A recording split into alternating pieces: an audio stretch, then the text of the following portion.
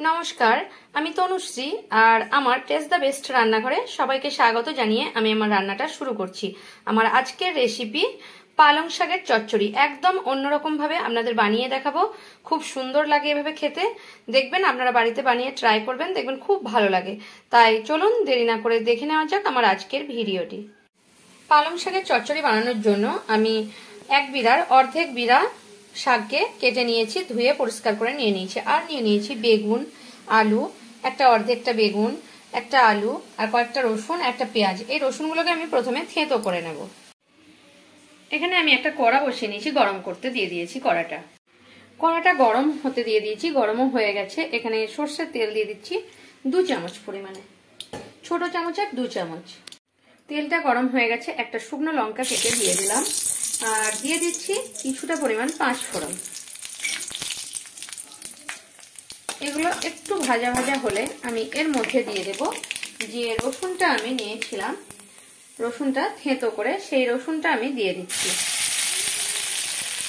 রসুনটা একটু ভাজা ভাজা হলে সেন্ট উঠলে রসুন থেকে একটা পেঁয়াজ দিয়ে কেটে নিয়েছিলাম, পেঁয়াজটা দিয়ে দিলাম।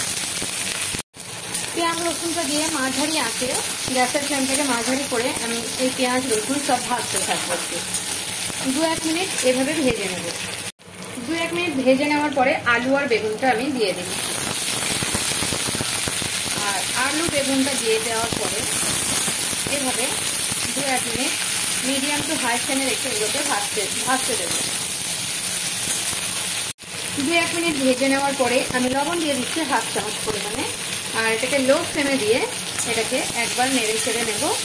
আর এটাকে ঢাকা দিয়ে আমি 5 থেকে 7 মিনিট হতে দেবো একই রকম ভাবে। 5-7 মিনিট পরে দেখাচ্ছি, দেখুন এটা ভাজা ভাজা হয়ে গেছে। এখন আমি পালং শাকটা দিয়ে দিচ্ছি। এবারে পালং শাকটা নেড়ে নিচ্ছি এভাবে দিয়ে, আবারও আমি ঢাকা দিয়ে দেবো। এখন আমি 5-7 মিনিট পরে দেখাচ্ছি, দেখুন। আর এই যে পালং শাক, আলু, বেগুন খুব সুন্দরভাবে আমার মজে গেছে আর সিদ্ধও হয়ে গেছে। এখন আমি এর উপরে দিয়ে দেবো আরো কয়েকটা জিনিস। এর মধ্যে দিয়ে দেবো খুব সামান্য পরিমাণে হলুদ আর খুব সামান্য পরিমাণে একটু চিনি। আর এটাকে এবারে এইভাবেই নাড়তে থাকবো।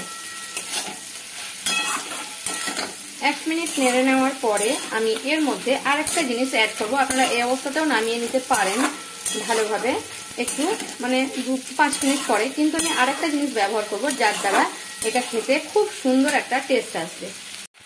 এর মধ্যে দিয়ে দেবো খুব সামান্য পরিমাণে একটু সর্ষে বাটা। এবারে এটাকে আমি নাড়তে থাকবো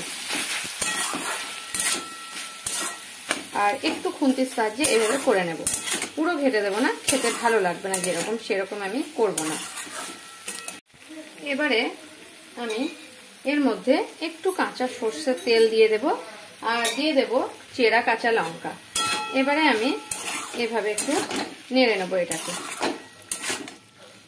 আর এটাকে আমি নামিয়ে নেব।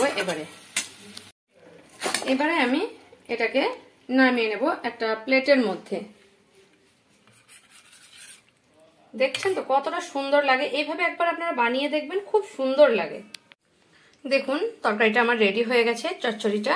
আমার ভিডিও আপনাদের যদি ভালো লেগে থাকে তাহলে একটা লাইক করতে ভুলবেন না। আর অবশ্যই সাবস্ক্রাইব করে নেবেন আর প্রচুর প্রচুর শেয়ার করবেন।